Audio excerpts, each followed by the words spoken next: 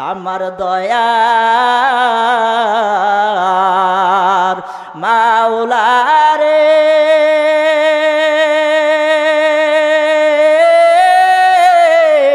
ওরে আমার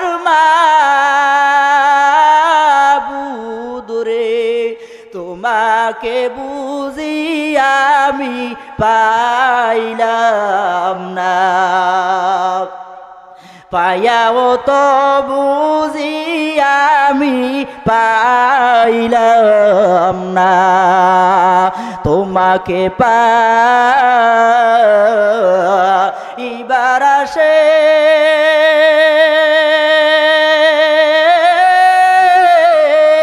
ঘুরি আমি দেশ বিদেশে এই কলাপাড়া মাহফিল প্যান্ডেলে করলাম বিছানা এই কোরআনের বাগানে করলাম বিছানা আমার দয়ার মাওলা রে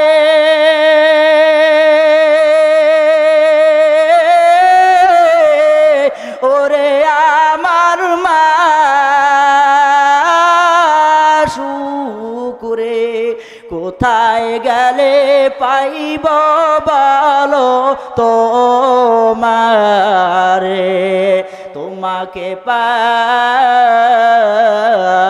পাইবার আসে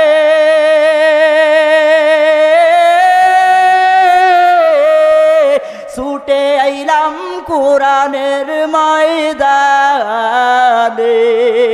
পার পাবো কি জানতে মনের বাসনা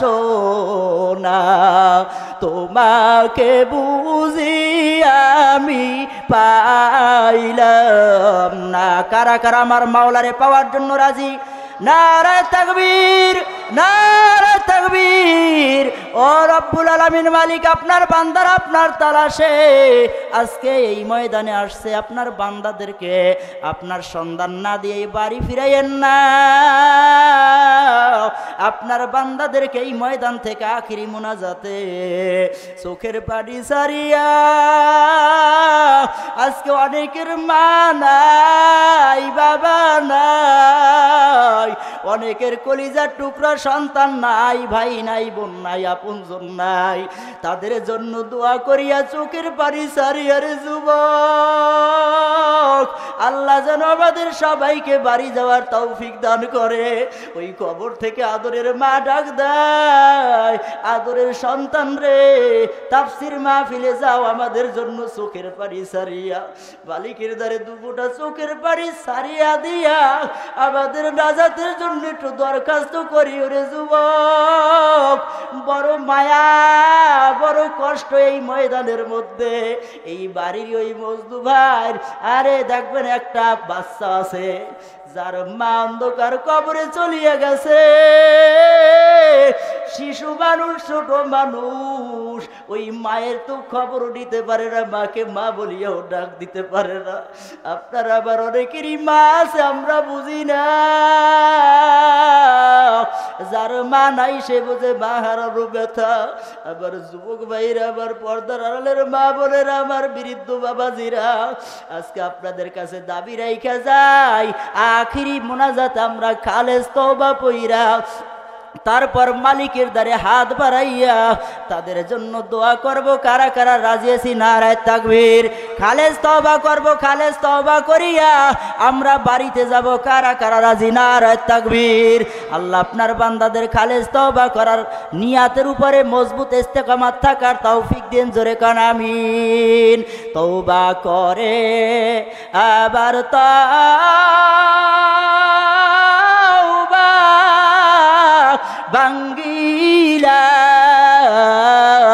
ভাঙ্গিলাম তওবা করে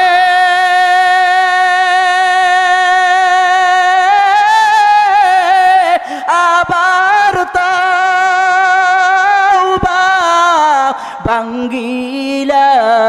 ভাঙ্গিলাম অবশেষে খাটি তা করিলাম জীবনে না করিলাম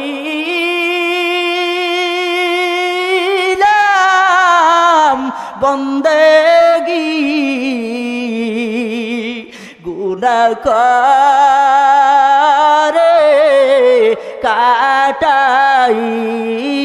কাটাইলাম জিন্দেগি গুনাহ করে কাটাইলাম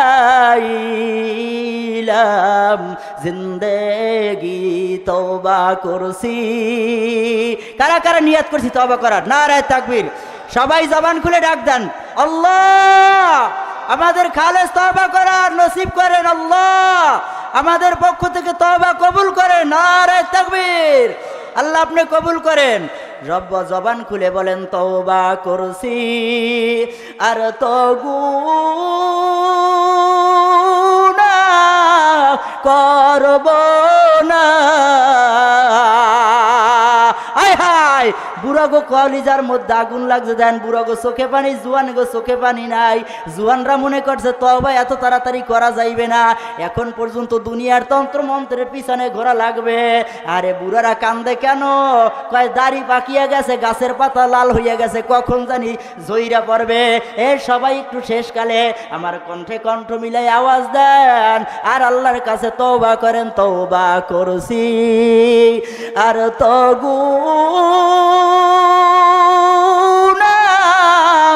করব না দয়া করে মাফ করে দেন রব্বানা আপনি যদি মাফ নাই করেন বান্দারে বলেন আপনার বান্দা যাবে কারদারে বান্দা আমরা চলে যাব জাহান্নামে বান্দা যখন জাহান্নামে জ্বলিবে তুমি মাওলা কেমনে চায়া দেখিবা দর করিয়া মানুষ আল্লাহ বানায়া কেমনে দিবা জাহান্নামে ফালায়া আল্লাহ আমাদের সবাইকে জান্নাতের মেহমান হিসেবে কবুল করুক নারায়ে তাকবীর কারা কারা জান্নাতে যাইতে চাই নারায়ে তাকবীর নারায়ে তাকবীর আল্লাহ তাআলা আমাদের সবাইকে কবুল করেন জোরে করেন আমিন আমরা কারা কারা আল্লাহর মাহবুব বান্দা হইতে চাই আর একবার হাত জাগান নারায়ে তাকবীর আল্লাহর মাহবুব বান্দা হইতে চাই আমরা সবাই মাহবুব বান্দা হইতে চাই আল্লাহ পরিচয় দেয় যারা মাহবুব বান্দা যারা আমার বন্ধু হবে ওয়াল্লাযীনা আমানু আশাদ্দু হুব্বাল লিল্লাহ ওই ঈমানদারেরা দুনিয়ার সবথেকে মজবুতভাবে কঠিনভাবে ভালোবাসবে আমি আল্লাহকে ঠিক না বেঠি এখানে যত ঝড় আসুক তুফান আসুক বাদ বন্যা যা আসুক বিপদ আসুক সব সময় তারা একমাত্র ইস্তেকামাত রাখবে কার উপরে আল্লাহর উপরে আল্লাহ তাআলা বলেন এই ইস্তেকামাত নিয়ে ধৈর্যের সাথে যদি পথ চলতে পারো আল্লাহ কালামে হাকিমের মধ্যে বলেন ইন্নামা ইউফাস সাবিরুনা আজরাহুম বিগাইরি হিসাব জোরে বলেন সুবহানাল্লাহ ধৈর্যের সাথে মোকাবেলা করা লাগবে কি লাগবে না চারটা গুণ হইলে মানুষ মানুষ হয় নালে মানুষ মানুষ হইতে পারে না এক নম্বর গুণ ঈমান দুই নম্বর গুণ আমলে চলে নেক আমল তিন নম্বর গুণ হকের উপরে মজবুত থাকা হকের ব্যাপারে মানুষকে আহ্বান করা নিজে হকের উপরে মজবুত থাকলে হইবে না তাহলে আল্লাহ তাআলা বলতেন না তুমি নিজে জাহান্নামের আগুন থেকে বাঁচো আহাল পরিজনদেরকে জাহান্নামের আগুন থেকে বাঁচাও এ কথা আল্লাহ কোরআনে কিন্তু বলতেন না আল্লাহ কেন বলছে যে নিজে মজবুত হকের উপরে থাকলেই হবে না তোমার আহাল পরিজন নিয়া, তোমার আহালিয়াদেরকে নিয়া, তোমার আপনজনদেরকে নিয়া, তোমার পাড়া প্রতিবেশীদেরকে নিয়া, তোমার সমাজ নিয়া, তোমার রাষ্ট্র নিয়া, তোমার তামাম পৃথিবী নিয়া চিন্তা ফিকির থাকবে। তুমি যেই অবস্থানে থাকবে সেই অবস্থানে থাইকা হকের উপরে মজবুত থাকবে, হক কথার আদেশ দিবে, অসৎ কাজে নিষেধ করবে, আর ধৈর্যের সাথে বিপদ আপদ যা আসুক মোকাবেলা করতে থাকবে। আমি আল্লাহ তোমাকে কোরআনে ওয়াদা দিয়েছি, তাহলে আমি তোমাকে জান্নাতের মেহমান হিসেবে কবুল করব। ঠিক না বেঠে? হকের উপরে থাকার জন্য কে বলছে? ধৈর্যের সাথে মোকাবেলা করা লাগবে কি লাগবে না? ধরেন এখন নির্বাচনই আসছে, সাপোজ অল্প একটু সময় পাইছি বেশি, তো এই জন্য আপনাদেরকে মানে হকের উপরে এইটা আমরা অনেকে বুঝতে চাই না, তো এই জন্য এই বুঝটা একটু দেওয়া দরকার।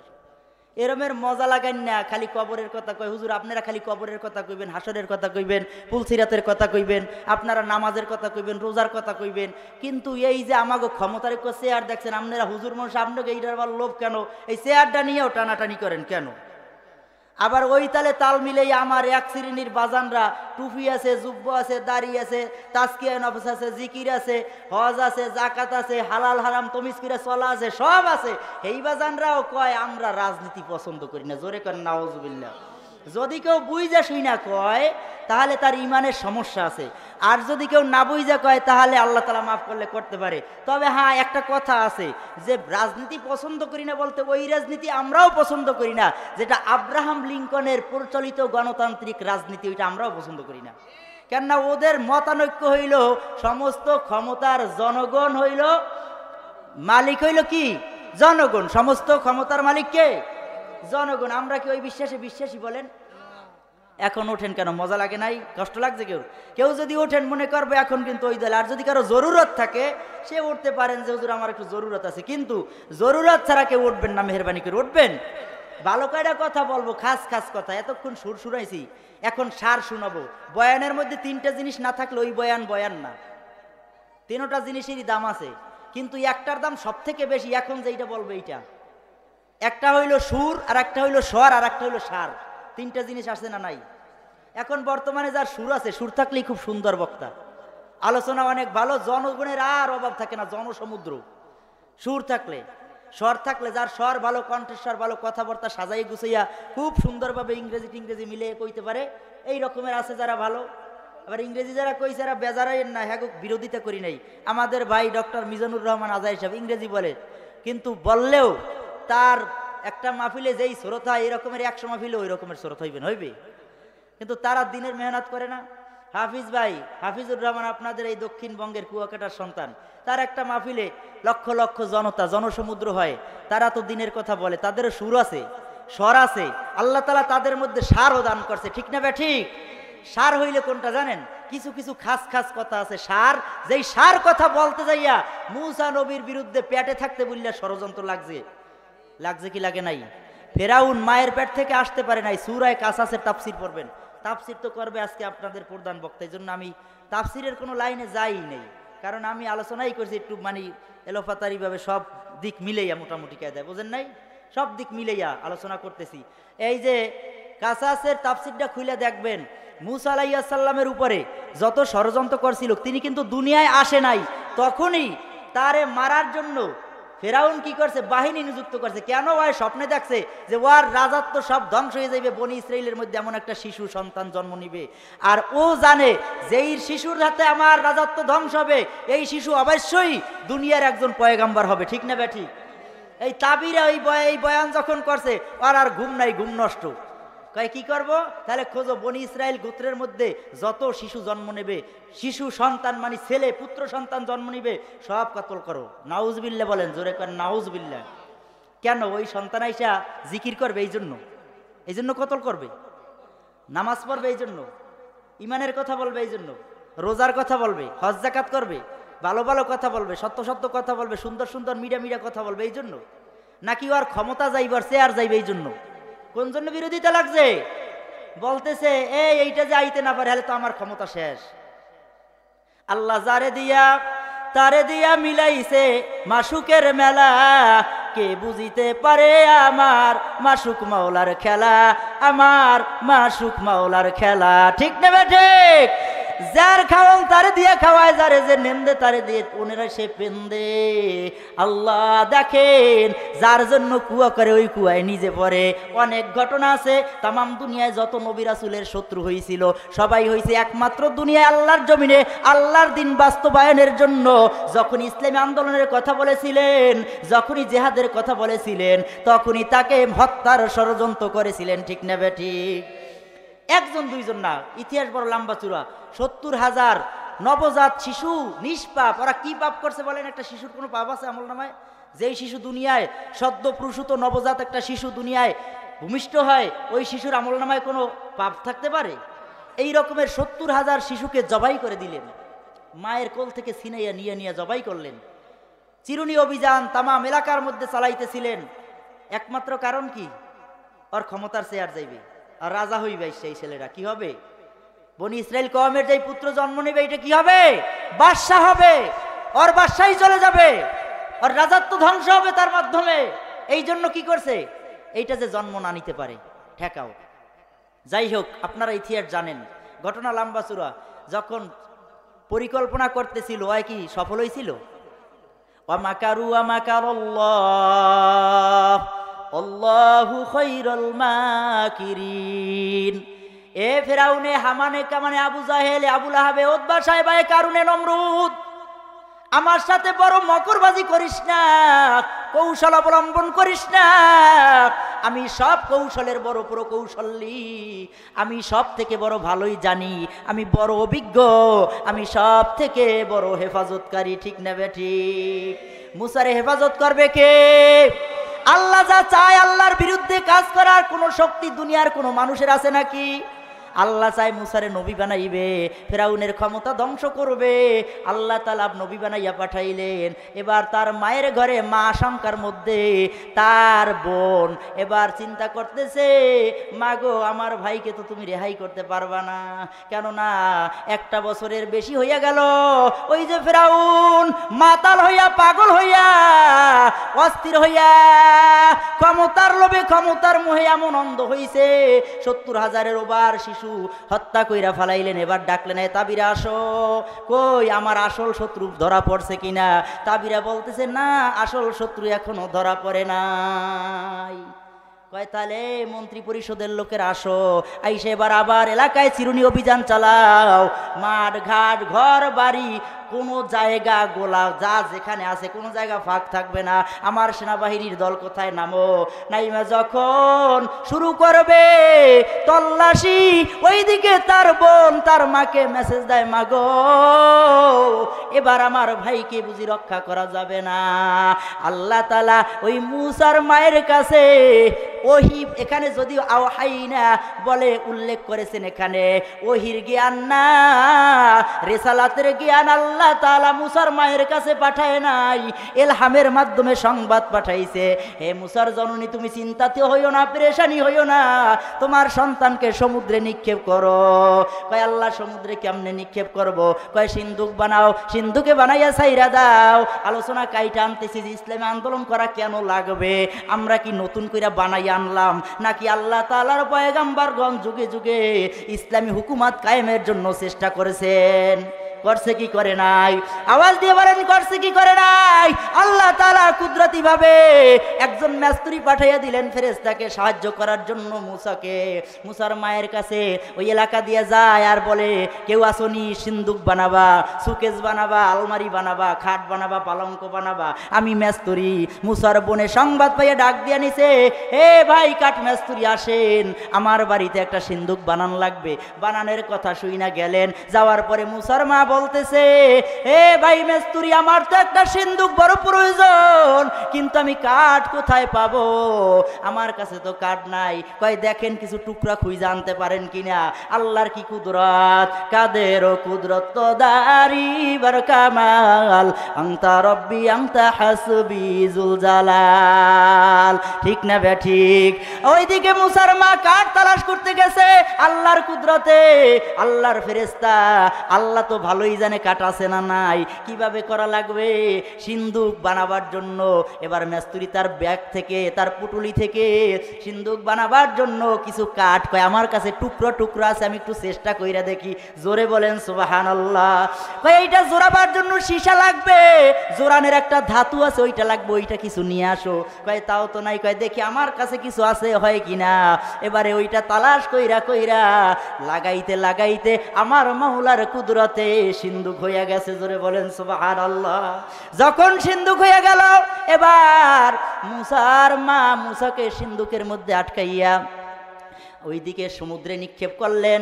মায়ের মন তো মানে না, নবজাত শিশু বাচ্চার সমুদ্রের মধ্যে নিক্ষেপ করব, কিন্তু আল্লাহ মেসেজ দিয়ে দিছে, হে মুসার মা তোমার পেরেশানি হওয়ার দরকার নাই, তোমার সন্তান আমি তোমার কাছে ফিরাইয়া দিব।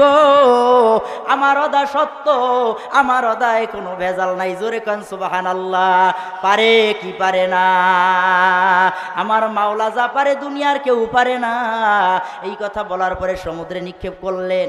এবার তার বোনকে বলে তুমি খেয়াল রাখো, নজর রাখো দূর থেকে, দেখো জানো আমার সন্তানটার কোনো শত্রু আক্রমণ না করে। আর পিছনে পিছনে যে যাবা কেউ যে না বোঝে তুমি ওইটার দিকে লক্ষ্য করতেছো। যাইতে যাইতে দেখো কোন জায়গায় যাইয়া এই সিন্দুক ভেরে কারা ধরে। ওই দিকে ফেরাউনের বিবি আসিয়া ওই যে নদীর তরঙ্গের খেলা দেখার জন্য নদীর পারে হানিমুনে হাওয়া খাইতেছে, আর দেখতেছে দূর থেকে চকমক করে সুন্দর একটা বাক্স আসতেছে। ওইটা দেখে তার বাক্সটার দিকে আকর্ষণ লাগছে, এত সুন্দর বাক্স কোথার থেকে আসলো। মন্ত্রীবর্গের তার খাদেমদেরকে ডাক দিয়ে বললেন ওই বাক্সটাকে নিয়ে আসো, আমার সামনে হাজির করো।